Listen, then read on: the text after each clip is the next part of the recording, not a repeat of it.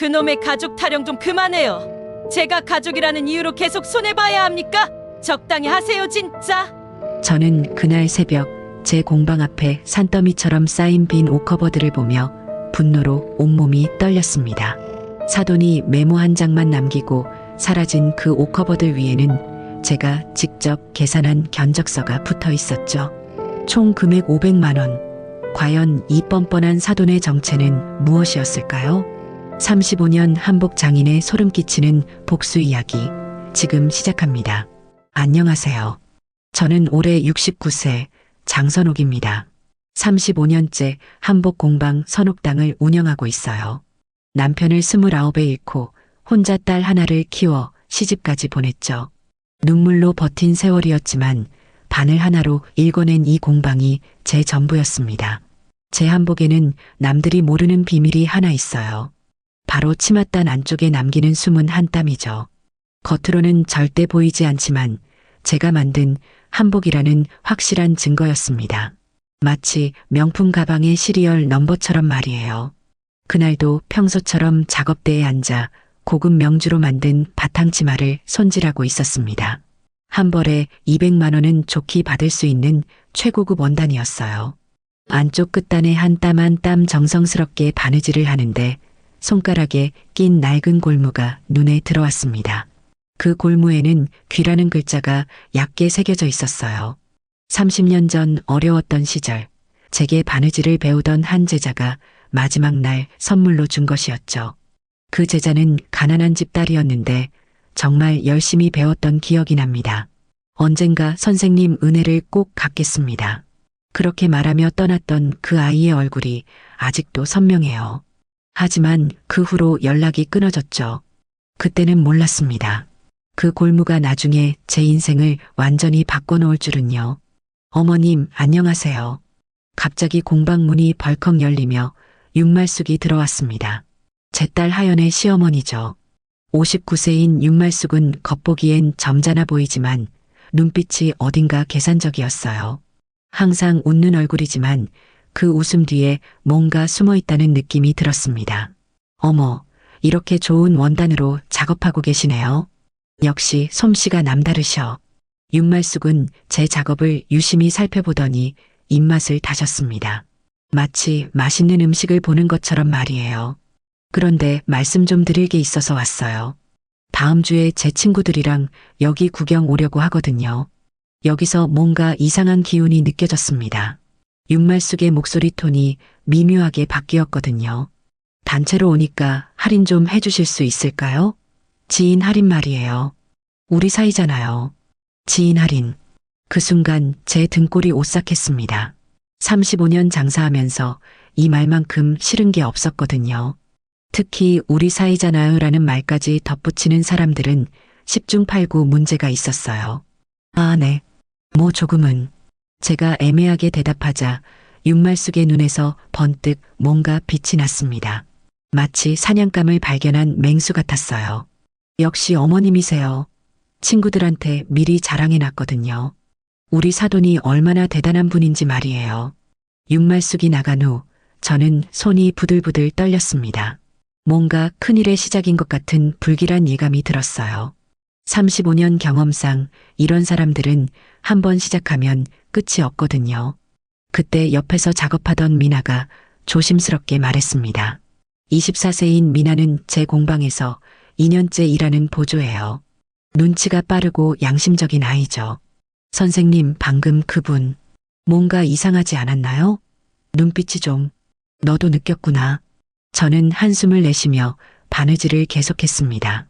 선생님, 치맛단 안쪽에 이렇게 한 땀 더 박으시는 거 정말 신기해요. 마치 선생님만의 서명 같아요. 미나의 말에 저는 쓴웃음을 지었습니다. 그래, 내 서명이지. 이 한 땀이 있으면 누가 만든 건지 바로 알 수 있어. 아무나 흉내 낼 수 없는 기술이거든. 정말 대단해요. 보이지도 않는 곳까지 이렇게 신경 쓰시다니. 보이지 않는 곳까지 신경 쓴다. 그 말이 마음에 와닿았습니다. 정말 그랬어요. 저는 평생 보이지 않는 곳까지 정성을 다했는데 사람들은 그 가치를 제대로 알아주지 않았거든요. 오후 늦게 오만복 할아버지가 들렀습니다. 68세인 오만복은 시장통에서 40년간 재단사를 하다 은퇴하신 분이에요. 겉보기엔 참견쟁이 같지만 업계의 온갖 비리와 수법을 다 꿰고 계신 분이죠. 선옥 씨, 얼굴이 왜 그래? 무슨 일 있어? 아, 할아버지. 그냥 좀. 설마 또 공짜로 뭔가 해달라는 사람 나타났나? 요즘 그런 사람들 정말 많더라고. 오만복의 말에 저는 깜짝 놀랐습니다. 어떻게 하셨어요? 아이고, 내가 이 바닥에서 몇 년을 굴렀는데 특히 상견례 시즌에는 더 심해져. 가족이니 친척이니 하면서 온갖 무리한 요구를 다 해대거든. 오만복은 목소리를 낮추며 계속했습니다. 그런데 말이야, 요즘엔 더 교묘해졌어. 복사 패턴 잡아서 대충 만들어 달라고 하거나 아예 협찬이라는 명목으로 돈까지 받아 챙기는 놈들도 있다고. 협찬이라는 명목으로 돈을 받아 챙긴다? 그 말이 머릿속에서 맴돌았습니다. 정말 조심해야 해, 선옥 씨. 한번 호구로 찍히면 끝이야. 계속 물어뜯어. 오만복이 나간 후 저는 온종일 불안했습니다. 윤말숙의 오늘 태도와 오만복의 경고가 자꾸 겹쳐서 보였거든요.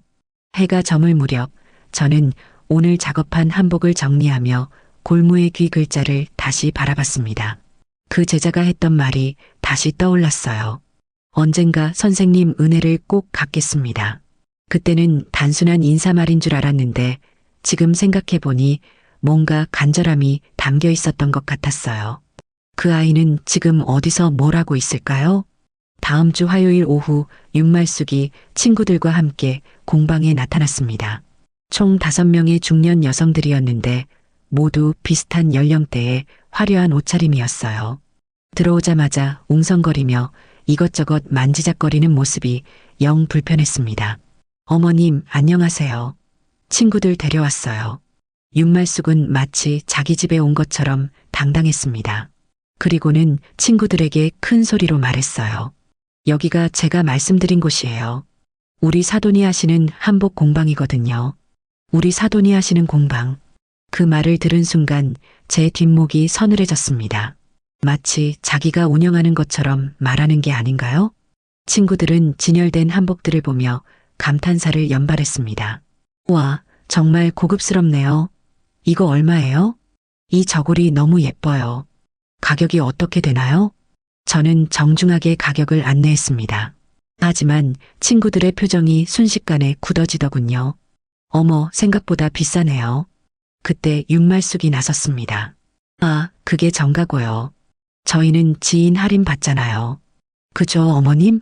윤말숙은 제게 윙크까지 했습니다. 마치 우리가 미리 약속이나 한 것처럼 말이에요. 저는 당황스러웠지만 여러 사람 앞에서 거절하기가 어려웠습니다. 아, 네. 조금은. 봐요, 제가 말했죠? 우리 사돈이 얼마나 좋은 분이신지. 친구들은 그제야 밝은 표정을 지으며 이것저것 골라보기 시작했습니다. 하지만 윤말숙의 다음 말에 저는 정말 기가 막혔어요. 그런데 어머님, 혹시 분점 같은 거 생각해 보신 적 없으세요? 이렇게 좋은 기술을 혼자만 가지고 계시기엔 아까워요. 분점? 갑자기 무슨 소리인가 싶었습니다. 저희 서정이도 결혼 앞두고 있잖아요. 이런 일 배우면 나중에 도움이 될 텐데 어떠세요? 윤말숙은 자기 딸 박서정 이야기를 꺼내며 슬쩍 발을 들이밀었습니다. 박서정은 33세로 곧 결혼 예정인 윤말숙의 딸이에요. 제 딸 하연의 시누이죠. 저는 순간 말문이 막혔습니다. 지인 할인도 모자라 이제는 분점까지 언급하다니요. 친구들 앞에서 이런 말을 하는 것도 참 교묘했어요. 거절하면 제가 인색한 사람처럼 보일 테니까요. 아, 글쎄요. 그런 건 좀. 제가 애매하게 대답하자 윤말숙은 아쉬운 표정을 지었습니다. 그럼 나중에 천천히 생각해 보세요. 서정이가 정말 손재주가 좋거든요. 한편에서 미나가 이 모든 상황을 지켜보고 있었습니다. 미나의 표정이 점점 굳어지는 게 보였어요. 평소 정의감이 강한 아이라 이런 상황을 못마땅해 하는 것 같았습니다. 친구들은 결국 몇 가지 소품들을 골랐습니다. 원래 가격에서 30% 할인해 달라고 하더군요. 윤말숙이 옆에서 계속 지인이니까 가족 같은 사이니까라며 거들었고요. 저는 마지못해 할인을 해줬습니다.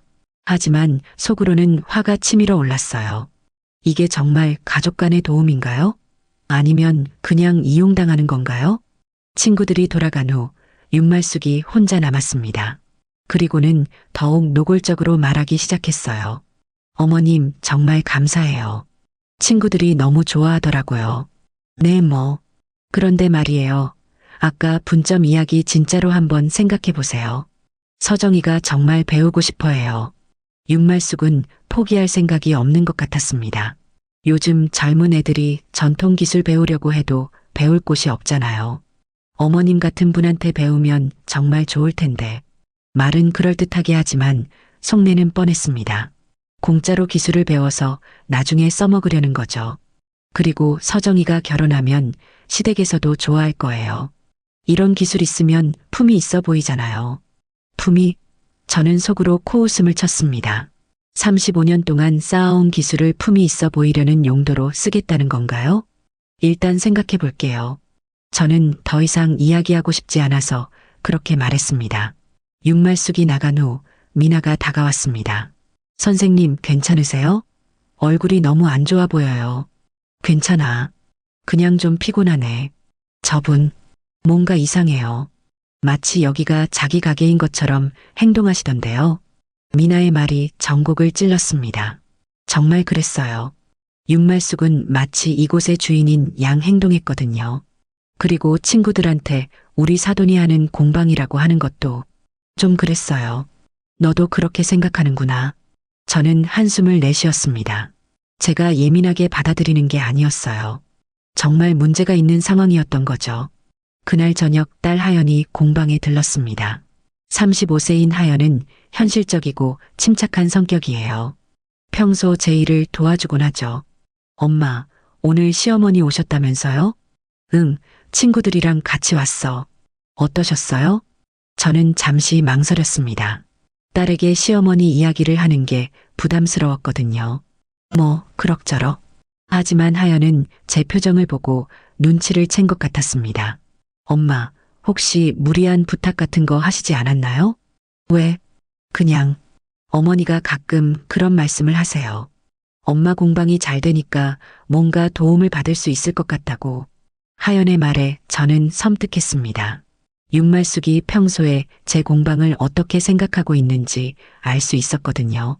분점 이야기도 하시던데. 분점? 네, 서정이 언니가 배우면 좋겠다고. 저는 더 이상 듣고 싶지 않았습니다. 윤말숙의 속셈이 이제 확실해졌거든요. 처음부터 제 공방을 노리고 있었던 거예요. 그날 밤 저는 잠을 이루지 못했습니다. 35년 동안 혼자 일궈낸 이 공방을 가족이라는 이름으로 나눠달라고 하다니요. 세상에 공짜는 없다는 걸 윤말숙은 모르는 걸까요? 며칠이 지난 어느 목요일 새벽 5시, 저는 평소보다 일찍 공방에 나왔습니다. 큰 주문이 들어와서 일찍 시작하려고 했거든요. 그런데 공방 입구에 다가가는 순간 저는 눈을 의심했습니다. 공방 문 앞에 뭔가 산더미처럼 쌓여 있었거든요. 가까이 다가가 보니 고급 옷커버들이었습니다. 크고 작은 사이즈가 뒤섞여서 정말 많았어요. 대충 세어봐도 15개는 넘어 보였습니다. 각각의 옷커버마다 색깔별로 리본이 묶여 있었고 옆에는 고급 보자기들도 여러 개 놓여 있었어요. 이게 대체 뭐지? 저는 당황해서 주변을 둘러봤습니다. 누가 가져다 놓은 건지 언제 놓인 건지 전혀 모르겠더라고요. 그때 옷커버 중 하나에 붙어 있는 메모지가 눈에 들어왔습니다. 메모지를 떼어서 읽어보는 순간 저는 온몸에 소름이 돋았습니다. 어머님, 급하게 부탁드려요.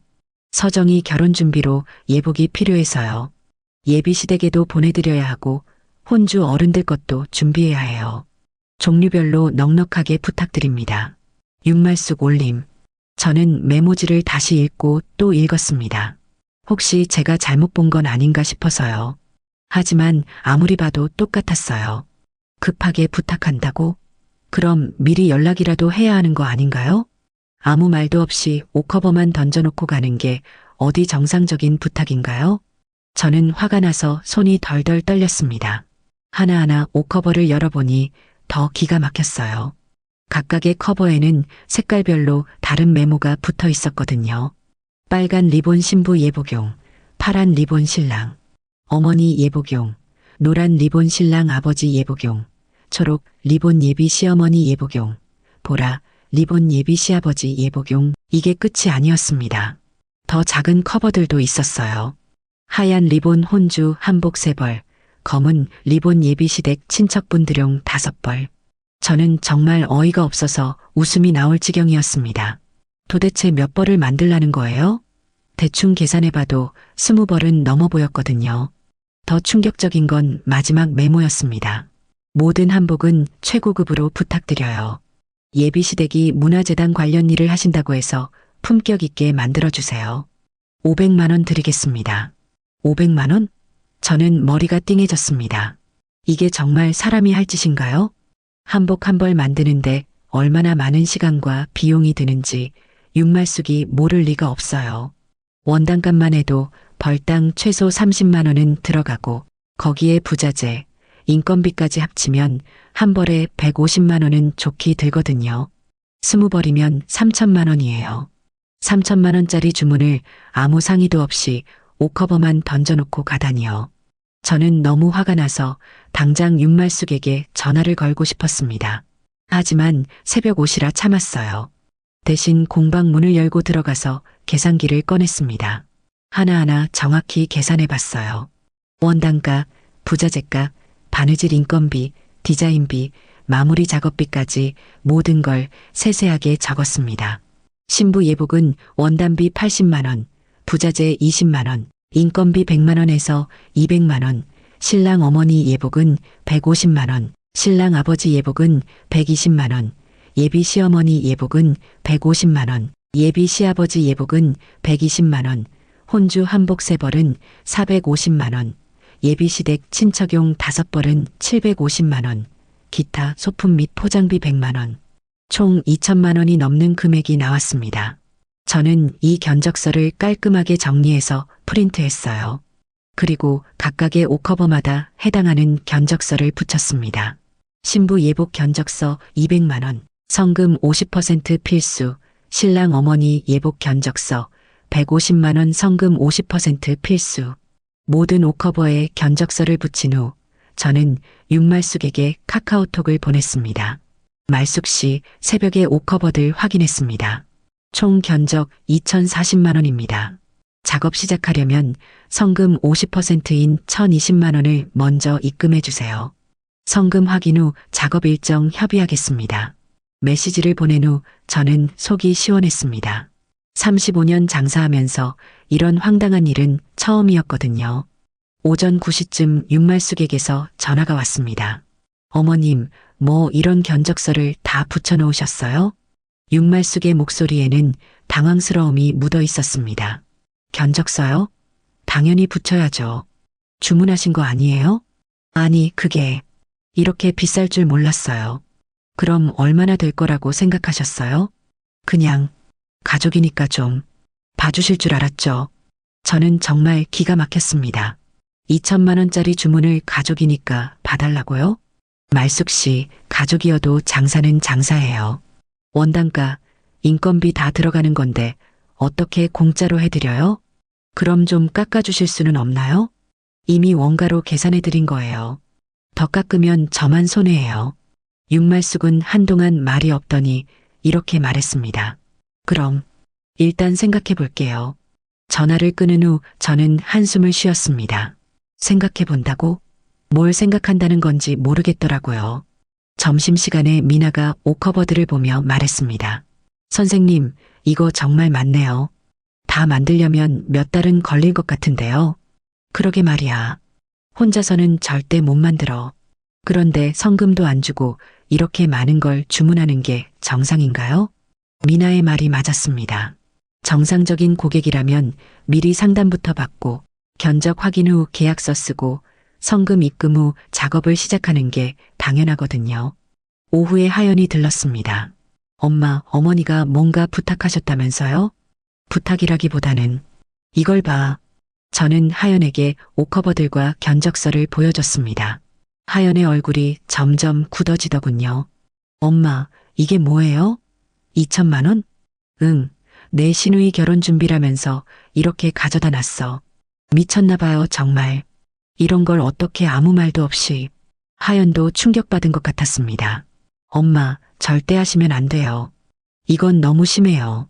저도 그럴 생각이었습니다. 35년 동안 정직하게 장사해 왔는데 이런 식으로 당할 수는 없거든요. 그날 저녁까지 윤말숙에게서 연락이 없었습니다. 아마 견적서를 보고 놀란 것 같았어요. 하지만 저는 한치의 양보도 할 생각이 없었습니다. 한복은 예술품이에요. 하나하나 정성스럽게 만드는 작품이거든요. 그걸 공짜로 해달라고 하는 건 예술가를 모독하는 일이에요. 저는 골무의 귀 글자를 만지며 다짐했습니다. 이번만큼은 절대 물러서지 않겠다고요.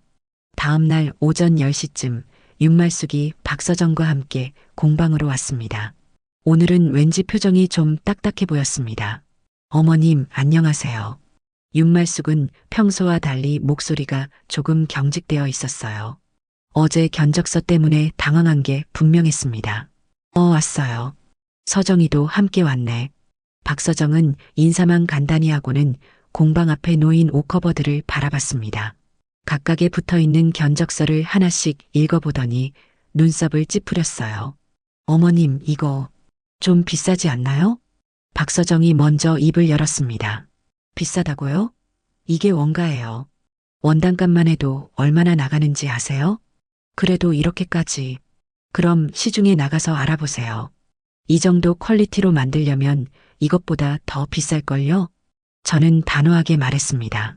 35년 경력에 대한 자부심이 있었거든요. 윤말숙이 나섰습니다. 어머님, 저희가 남인가요? 가족 아닌가요? 또 가족 타령이 시작됐습니다. 저는 이미 예상했던 말이라 전혀 놀라지 않았어요. 가족이라고 해서 공짜로 일해달라는 건 아니죠? 공짜라고 한 적 없어요. 그냥 좀 봐달라는 거지. 그럼 얼마나 봐드리길 원하세요? 윤말숙은 잠시 망설이더니 말했습니다. 반값 정도면. 반가? 저는 정말 어이가 없어서 웃음이 터졌습니다. 반값이면 1,000만 원이에요. 1,000만 원으로 20벌을 만들라고요? 그래도 너무 비싸잖아요. 그럼 하지 마세요. 제가 단칼에 거절하자 윤말숙의 얼굴이 순간 굳어졌습니다. 어머님, 그렇게 나오시면 안 되죠. 우리 서정이 결혼인데. 서정이 결혼이 제 책임인가요? 본인들이 알아서 준비하세요. 박서정이 끼어들었습니다. 어머님, 저희도 형편이 어려워요. 결혼 준비하느라 돈이 너무 많이 들어서. 그럼 규모를 줄이세요. 꼭 20벌을 다 만들어야 해요? 예비시댁에서 기대하고 계시는데 어떻게 줄여요? 저는 박서정의 말에 화가 치밀어 올랐습니다. 예비시댁이 기대한다고 제가 공짜로 만들어드려야 해요? 그때 한 명의 남자가 공방으로 들어왔습니다. 박민호였어요. 36세인 박민호는 제 딸 하연의 남편이자 윤말숙의 아들입니다. 최근에 이직을 했는데 아직 적응 중이라고 들었어요. 어머님, 안녕하세요. 어머니, 서정아, 여기 있었구나. 박민호는 상황을 파악하려는 듯 주변을 둘러봤습니다. 옷커버들과 견적서를 보더니 표정이 복잡해졌어요. 이게 뭐예요? 윤말숙이 설명했습니다. 서정이 결혼 준비로 한복을 부탁드렸는데 어머님이 너무 비싸게 책정하셔서. 얼마나 되는데요? 2천만 원이 넘어. 박민호의 눈이 커졌습니다. 2천만 원? 응, 그래서 좀 깎아달라고 하는데 안 된다고 하시네. 저는 박민호에게 직접 설명했습니다. 민호야, 이거 봐. 20벌이 넘어. 하나하나 다 수제로 만들어야 하는 거야. 원단값만 해도 얼마나 나가는지 알아? 박민호는 견적서를 자세히 살펴봤습니다.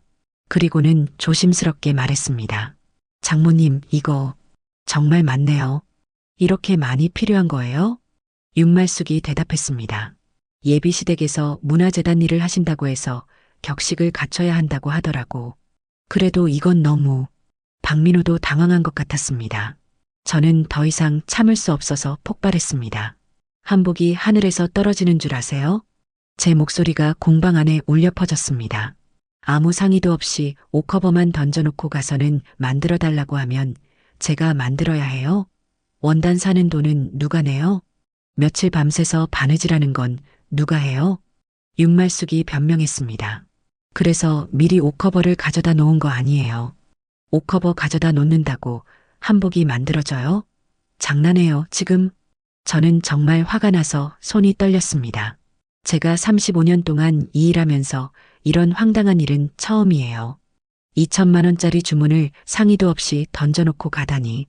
박민호가 중재하려고 했습니다. 장모님, 진정하세요.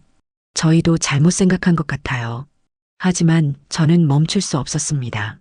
민호야, 너는 모를 거야. 한복 한 벌 만드는데 얼마나 정성이 들어가는지. 원단 고르고 재단하고 바느질하고 마무리까지. 며칠을 꼬박 매달려야 하는 일이야. 네, 알겠습니다. 그런데 가족이니까 공짜로 해달라고?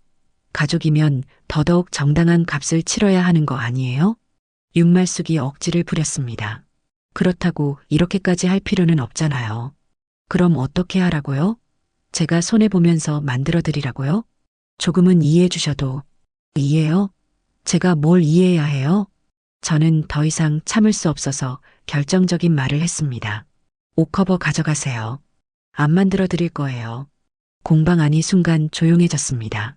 윤말숙과 박서정의 얼굴이 창백해졌어요. 어머님, 그러시면 안 되죠. 왜 안 돼요?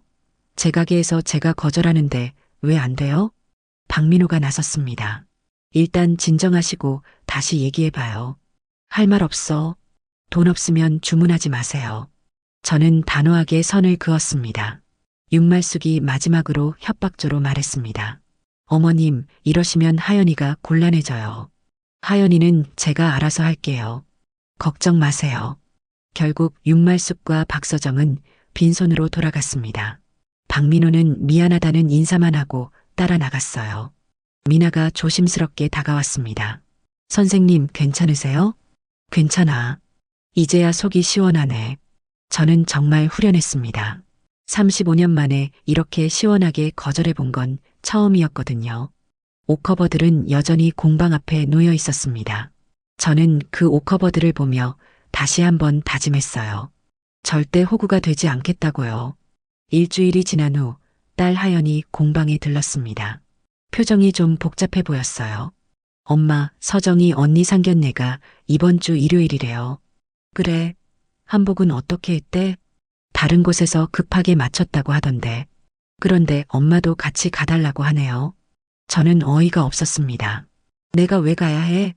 한복도 안 만들어준 사람이. 그래도 가족이니까. 민호가 간곡히 부탁하더라고요. 하연의 말에 저는 한숨을 쉬었습니다. 결국 가족이라는 이름으로 또 끌려가야 하는 건가요? 알겠어. 가긴 갈게. 일요일 오후 상견례 장소인 고급 한정식 집에 도착했습니다. 윤말숙은 저를 보자마자 어색한 미소를 지었어요. 지난번 일 때문에 서로 불편한 게 당연했죠. 어머님, 와주셔서 감사해요. 뭐, 가족 행사니까. 저는 건성으로 대답했습니다. 박서정은 정말 예쁜 한복을 입고 있었어요. 분명 비싼 곳에서 맞춘 것 같았습니다. 윤말숙도 고급스러운 한복 차림이었고요. 어머, 정말 예쁘게 잘 맞추셨네요. 제가 인사차 말하자 윤말숙이 자랑스럽게 말했습니다. 이거 협찬받은 거예요. 제가 아는 분이 한복 사업을 하시는데 협찬해 주신다고 해서. 협찬? 저는 눈썹을 찌푸렸습니다. 뭔가 이상했거든요. 협찬이요? 네, 요즘은 그런 게 많다고 하더라고요. 서로 도움이 되니까. 곧 예비 신랑 측 가족들이 도착했습니다. 예비 신랑은 김태준이라는 34세 남자였고 부모님과 함께 왔어요. 그런데 예비 시어머니를 보는 순간 저는 깜짝 놀랐습니다. 어디서 본 것 같은 얼굴이었거든요. 60세 정도로 보이는 품이 있는 여성이었는데 뭔가 익숙한 느낌이 들었어요. 안녕하세요. 최기란입니다. 최기란. 그 이름을 들은 순간 저는 온몸에 전율이 흘렀습니다. 설마 그 귀란이? 최기란은 저를 보더니 잠시 멈춤했습니다. 그리고는 천천히 다가와서 말했어요.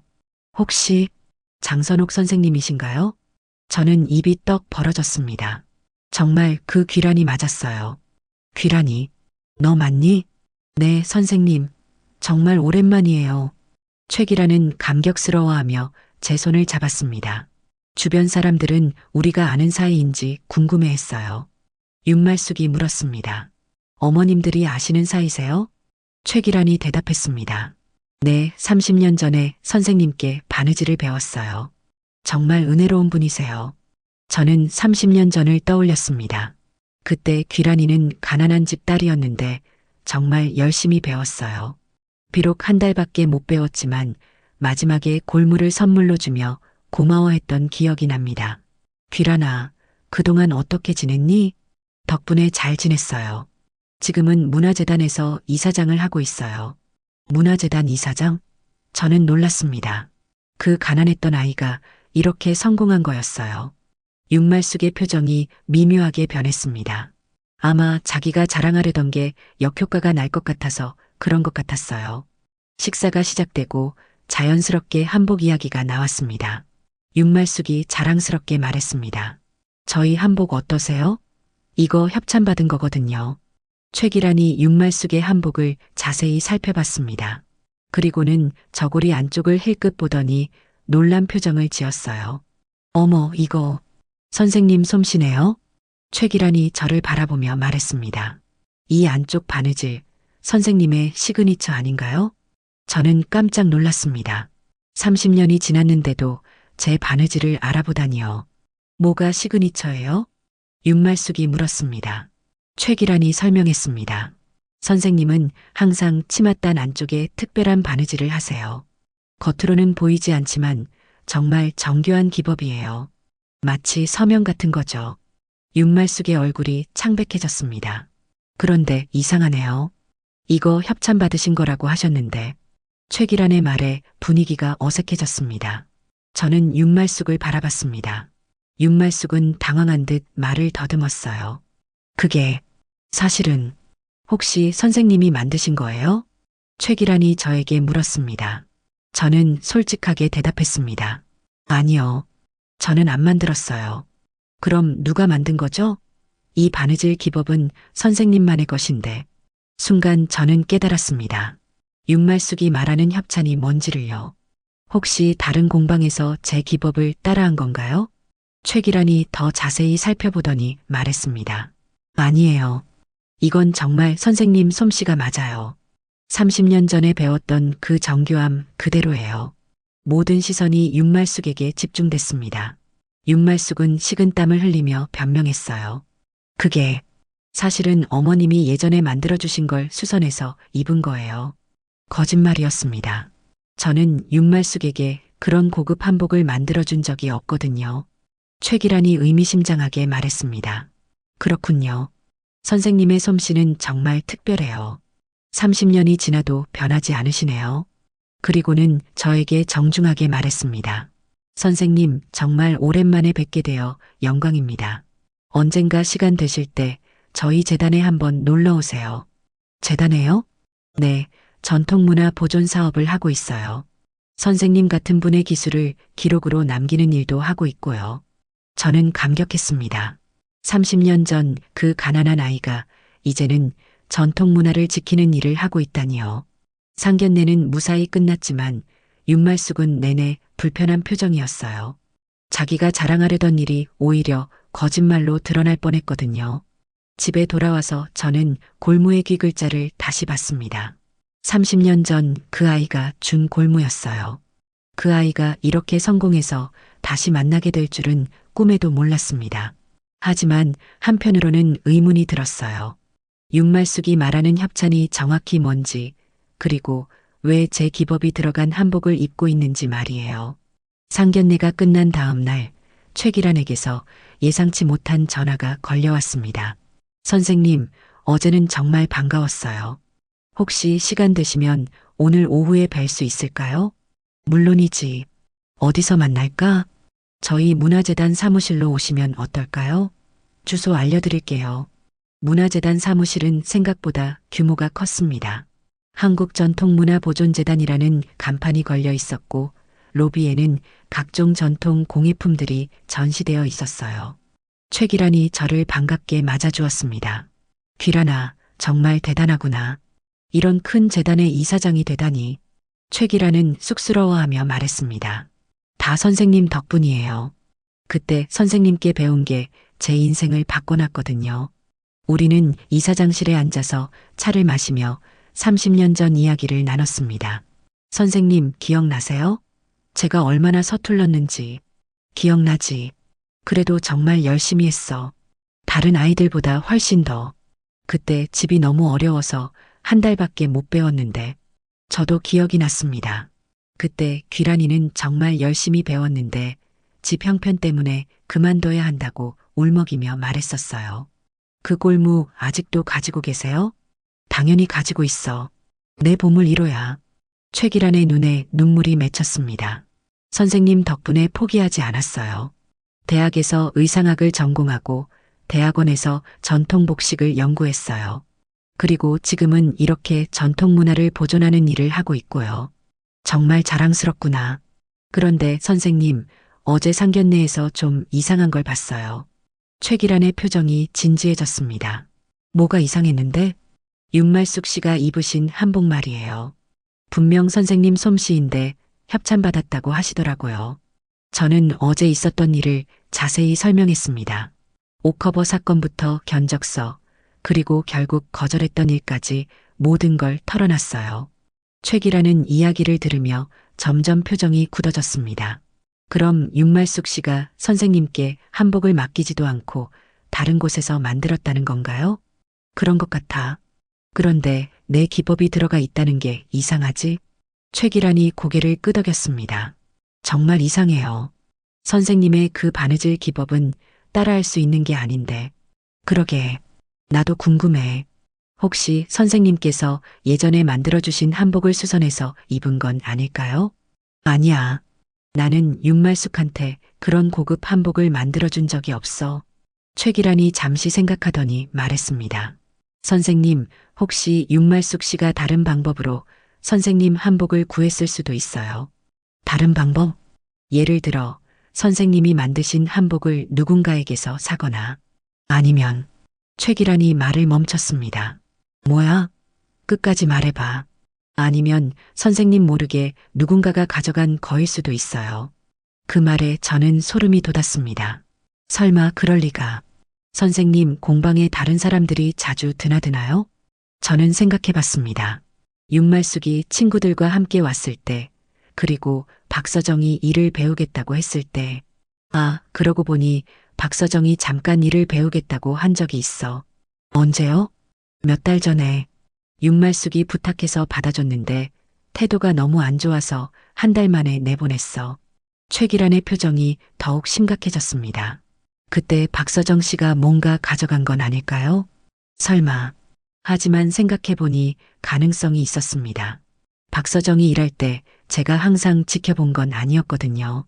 선생님, 혹시 그때 만드시던 한복이나 완성품이 없어진 건 없나요? 저는 기억을 더듬어 봤습니다. 그때 작업실에 몇 벌의 완성품이 있었는데, 그러고 보니 고객용으로 만들어놨던 한복 한 벌이 없어진 적이 있어. 언제요? 박서정이 그만둔 직후였어. 그때는 고객이 가져간 줄 알았는데. 확인해 보셨어요? 응, 고객한테 연락했더니 아직 안 가져갔다고 하더라고. 그래서 이상하다 생각했는데. 최기란이 단호하게 말했습니다.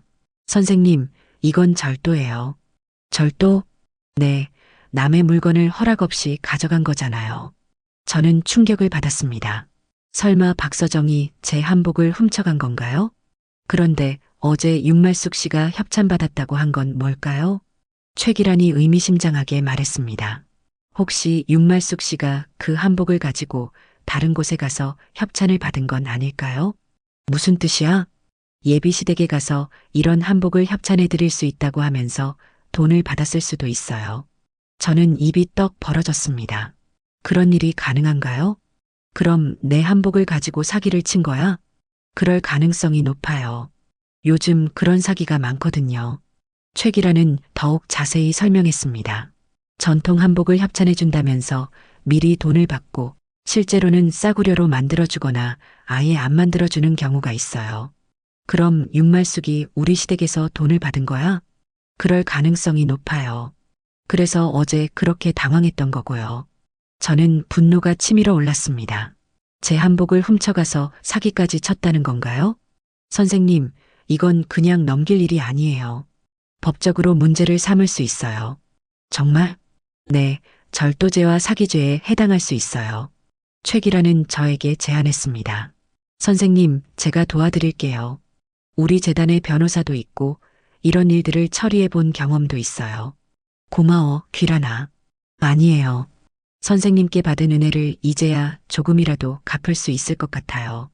그날 저는 30년 만에 만난 제자 덕분에 큰 힘을 얻었습니다.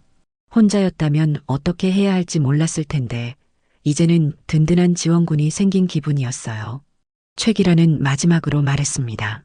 선생님, 장인의 기술과 작품에는 정당한 대가가 따라야 해요. 그걸 훔치고 사기치는 사람들을 그냥 둘 수는 없어요. 저는 골무의 귀 글자를 만지며 다짐했습니다. 이제는 정말 끝장을 볼 때가 온 것 같았어요. 최기란과의 만남 이후 며칠이 지났습니다. 그동안 저는 최기란의 도움으로 여러 가지 사실들을 확인할 수 있었어요. 그리고 오늘 드디어 진실을 밝힐 날이 왔습니다. 박서정의 결혼식 날이었거든요. 최기란이 저에게 전화했습니다. 선생님, 준비 다 되셨죠? 응, 증거도 다 챙겼어. 그럼 결혼식장에서 만나요. 오늘 모든 걸 끝내겠습니다. 결혼식장은 꽤 고급스러운 곳이었어요. 하객들도 많이 와 있었고 윤말숙은 신부 어머니로서 바쁘게 움직이고 있었습니다. 저는 하영과 민호와 함께 조용히 자리에 앉았어요.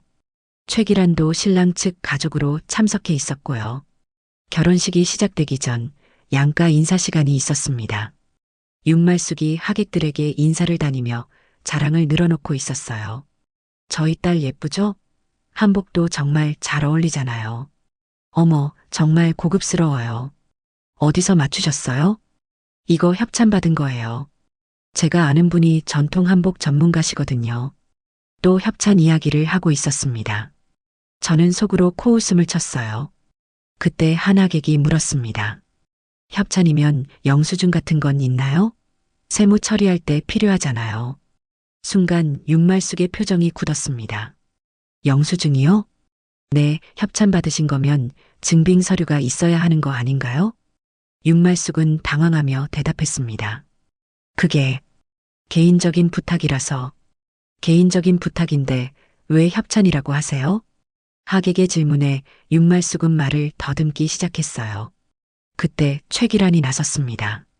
실례지만 협찬 관련해서 궁금한 게 있어요. 네. 혹시 저희 쪽에서 협찬비를 지급한 적이 있나요? 윤말숙의 얼굴이 창백해졌습니다. 협찬비요? 네, 며칠 전에 윤말숙 씨께서 저희 집에 오셔서 전통 한복 협찬을 해드릴 수 있다고 하시면서 성금을 요청하셨거든요. 주변 하객들이 웅성거리기 시작했습니다. 성금을 받으셨다고요? 최기란이 계속했습니다. 네, 500만 원을 미리 입금해 드렸어요. 고급 전통 한복을 맞춤 제작해 주신다고 하셔서요. 윤말숙은 완전히 당황해서 아무 말도 하지 못했습니다. 그때 민호가 일어났습니다. 그리고는 스마트폰을 꺼내더니 큰 소리로 말했어요. 어머니, 이제 그만하세요. 민호야, 너 뭐 하는 거야? 어머니가 장모님께 보낸 카카오톡 메시지들 여기 다 있어요. 민호는 스마트폰 화면을 들어보였습니다. 여기 보세요. 한복 협찬으로 현금 500만 원 받았으니 잘 만들어 달라는 메시지가 있어요. 하객들이 더욱 술렁거렸습니다. 민호가 계속 폭로했습니다. 그리고 이건 어머니가 친구들에게 보낸 메시지예요. 시댁에서 한복값으로 1,000만 원 줬다. 절반은 내가 챙기고 절반만 실제 한복 만드는데 쓰겠다고 되어 있어요.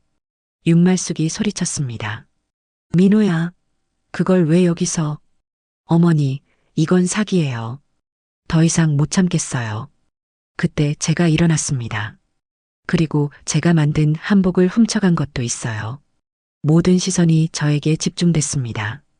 윤말숙 씨, 당신 딸 박서정이 제 공방에서 일할 때 완성품 한복을 가져갔죠? 그런 적 없어요. 증거가 있어요. 저는 미나가 촬영해둔 CCTV 영상을 보여줬습니다. 이 영상 보세요. 박서정이 퇴근할 때 큰 가방을 들고 나가는 모습이에요. 평소에는 작은 가방만 들고 다녔는데 그날만 유독 큰 가방을 들고 갔어요. 그게 뭐 어때서요? 그리고 바로 그날 제 작업실에서 완성품 한복 한 벌이 사라졌어요. 고객용으로 만들어둔 150만 원짜리 한복이요. 최기란이 추가로 말했습니다.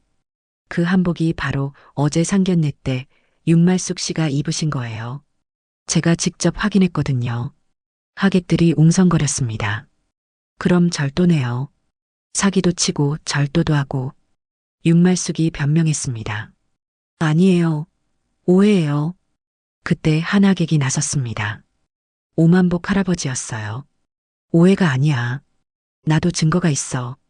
오만복은 녹음기를 꺼냈습니다. 윤말숙 씨가 나한테 전화해서 다른 공방 패턴을 복사해서 싸게 만들어 달라고 부탁한 녹음이 여기 있어. 녹음이 재생됐습니다. 할아버지, 부탁이 있어요. 한복 패턴 하나 복사해서 만들어 주실 수 있어요? 돈은 적게 드리고요. 이건 불법이야, 말숙 씨. 아무도 모를 거예요. 그냥 비슷하게만 만들어 주세요. 녹음이 끝나자 결혼식장이 조용해졌습니다. 최기란이 마지막으로 말했습니다. 윤말숙 씨, 당신은 제게서 500만 원을 받고 다른 곳에서도 1000만 원을 받았어요. 총 1500만 원을 받고도 실제로는 훔친 한복과 복사품만 만들어준 거예요. 이건 명백한 다중사기입니다. 민호가 어머니에게 말했습니다. 어머니, 이제 그만하세요. 더 이상 못 봐주겠어요. 윤말숙이 울면서 말했습니다. 내가 뭘 잘못했다고. 잘못한 게 뭔지 모르세요? 제가 단호하게 말했습니다. 35년 동안 쌓은 제 기술을 훔치고 제 한복을 가져가고 제 이름으로 사기를 쳤어요. 이게 잘못이 아니에요? 하객들이 윤말숙을 비난하기 시작했습니다. 너무 심하네요. 결혼식에서 이런 일이. 사기꾼이잖아요. 윤말숙은 결국 울면서 식장을 나갔습니다. 박서정도 창피해서 얼굴을 들 수 없어 했어요. 최기란이 저에게 말했습니다. 선생님, 이제 법적 조치를 취하시겠어요? 당연하죠. 이런 사람들을 그냥 둘 수는 없어요. 민호가 저에게 사과했습니다. 장모님, 정말 죄송해요. 제가 미리 막았어야 했는데. 민호야, 내 잘못이 아니야. 오히려 용기 내줘서 고마워. 그날 결혼식은 엉망이 됐지만 저는 속이 시원했습니다. 드디어 진실이 밝혀진 거니까요. 최기란이 마지막으로 말했습니다. 선생님, 앞으로 이런 일이 없도록 저희 재단에서 도와드릴게요. 전통 장인들을 보호하는 것도 저희 일이거든요. 결혼식장에서의 폭로 사건 이후 일주일이 지났습니다. 그동안 정말 많은 일들이 있었어요. 우선 윤말숙은 완전히 모습을 감췄습니다. 박서정의 결혼식은 그날로 파토가 났고 예비 신랑 측에서 혼인을 취소했거든요. 당연한 일이었죠. 누가 사기꾼 가족과 혼인하고 싶겠어요? 최기란의 도움으로 법적 절차도 진행했습니다. 절도죄와 사기죄로 고발장을 제출했어요. 경찰서에서 조사받을 때 윤말숙은 끝까지 잘못을 인정하지 않으려고 했지만 증거가 너무 명확했습니다. 저는 그냥 도와주려고 한 거예요. 윤말숙이 변명했지만 담당 형사는 차갑게 말했어요. 도와준다면서 돈을 받았잖아요. 이건 명백한 사기입니다. CCTV 영상, 카카오톡 메시지, 녹음 파일까지 모든 증거가 완벽했어요. 박서정도 결국 절도 사실을 인정할 수밖에 없었고요. 죄송해요. 정말 죄송해요. 박서정이 울면서 사과했지만 저는 전혀 동정심이 들지 않았습니다. 지금 와서 사과해봤자 소용없어요. 당신들이 한 일을 생각해 보세요. 결국 윤말숙은 사기죄로, 박서정은 절도죄로 기소됐습니다. 벌금형을 받게 될 거라고 변호사가 말했어요. 한편 민호는 저에게 정식으로 사과했습니다. 장모님, 정말 죄송합니다. 제가 어머니를 제대로 관리하지 못해서. 민호야, 내 잘못이 아니야. 오히려 용기 내서 진실을 말해줘서 고마워. 앞으로는 절대 이런 일 없도록 하겠습니다. 민호는 윤말숙과 연락을 끊겠다고 선언했어요. 하연도 시댁과는 완전히 인연을 정리하기로 했고요. 엄마, 저희는 이제 정말 조용히 살게요. 엄마한테만 잘할게요. 딸의 말에 저는 마음이 놓였습니다. 며칠 후 최기란이 공방으로 찾아왔습니다. 선생님, 좋은 소식이 있어요. 무슨 소식? 저희 재단에서 선생님을 전통 한복 명장으로 등록하고 싶어요. 명장? 네, 정부에서 인정하는 전통 공예 명장 제도가 있거든요. 선생님 같은 분이야말로 진짜 명장이에요. 저는 깜짝 놀랐습니다. 35년 동안 혼자 묵묵히 일해온 제가 명장이라니요. 그리고 또 하나 저희 재단에서 선생님의 기법을 영상으로 기록하고 싶어요. 후세에 전승할 수 있도록요. 정말? 네, 선생님의 숨은 한 땀 기법은 정말 독특하고 가치 있는 기술이에요. 이걸 기록으로 남겨야 해요. 최기란의 제안에 저는 감격했습니다. 제 기술이 인정받는다는 게 이렇게 기쁠 줄 몰랐어요. 그리고 선생님, 저희가 운영하는 전통공예교육원에서 강의를 해주실 수 있을까요? 강의요? 네, 젊은 사람들에게 전통 한복 제작 기법을 가르쳐 주세요. 선생님만큼 잘 가르칠 수 있는 분이 없어요. 저는 30년 전 귀란이를 가르쳤던 기억이 떠올랐습니다. 그때는 단순히 바느질을 가르쳐 준 것뿐이었는데 그 아이가 이렇게 성장해서 저에게 기회를 주고 있다니요. 좋아. 해볼게. 공방으로 돌아와서 저는 큰 결심을 했습니다. 공방 입구에 새로운 안내문을 붙였어요.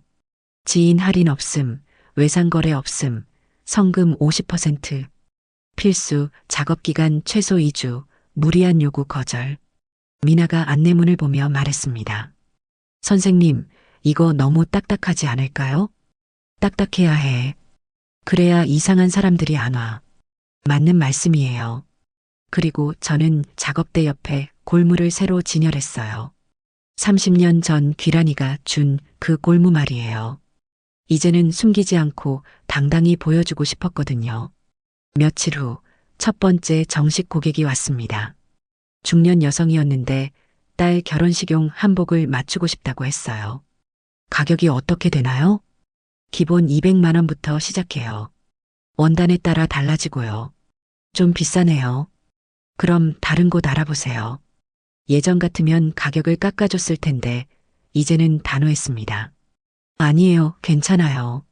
워낙 유명하시다고 들어서 왔거든요. 고객은 결국 주문을 했습니다. 그것도 성금까지 제대로 입금하고요. 언제까지 완성되나요? 3주 후에 오세요. 네, 기다리겠습니다. 정말 기분 좋은 거래였어요. 서로 존중하는 관계 말이에요.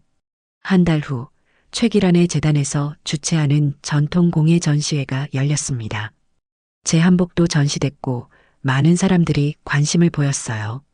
정말 정교하네요. 이 바느질 기법은 어떻게 하는 거예요? 관람객들의 질문에 저는 자세히 설명해 줬습니다. 제 기술을 숨길 필요가 없었거든요. 전시회 개막식에서 최기란이 축사를 했습니다. 오늘 전시된 작품들은 모두 우리나라의 소중한 문화유산입니다. 특히 장선옥 선생님의 한복은 전통 기법의 정수를 보여주는 작품이에요. 박수가 터져 나왔습니다. 저는 정말 자랑스러웠어요. 전시회가 끝난 후 저는 공방으로 돌아와서 새로운 작품을 시작했습니다. 이번에는 최기란이 주문한 특별한 한복이었어요. 선생님, 이번엔 저를 위한 한복을 만들어주세요. 30년 전에 못 받은 선생님의 작품을 이제야 받고 싶어요. 최기란의 부탁에 저는 흔쾌히 승낙했습니다. 30년 전 그 가난한 제자를 위해 만들고 싶었던 한복을 이제야 만들어줄 수 있게 된 거죠. 치마 안쪽에 숨은 한 땀을 박으면서 저는 생각했습니다. 정말 많은 일들이 있었지만 결국 모든 게 제자리를 찾아간 것 같았어요. 골무의 귀 글자를 보며 저는 미소를 지었습니다. 30년 전 심은 씨앗이 이제야 열매를 맺은 거죠. 공방 입구에 걸린 안내문을 보며 저는 다짐했습니다. 앞으로는 절대 호구가 되지 않겠다고요. 제 기술과 정성에 정당한 대가를 받으며 당당하게 살아가겠다고요. 미나가 옆에서 말했습니다. 선생님, 요즘 정말 행복해 보이세요. 그래, 정말 그런 것 같아. 앞으로도 계속 이렇게 지내셨으면 좋겠어요. 저는 고개를 끄덕였습니다. 이제 진짜 새로운 시작이었어요. 35년 만에 찾은 진정한 자유였죠. 선을 긋는다는 건 이런 거였습니다. 남들이 뭐라고 해도 내 가치를 지키는 것, 정당한 대우를 요구하는 것, 그리고 나를 존중하지 않는 사람들과는 과감히 인연을 정리하는 것 말이에요. 오늘의 사연 어떻게 들으셨나요? 오늘의 사연이 여러분의 마음을 밝히는 작은 등불이 되었다면 감상 한마디 댓글로 부탁드립니다. 좋아요와 구독을 해주시면 여러분의 삶 곳곳에 행복이 찾아올 것입니다. 귀한 시간 내주셔서 감사합니다.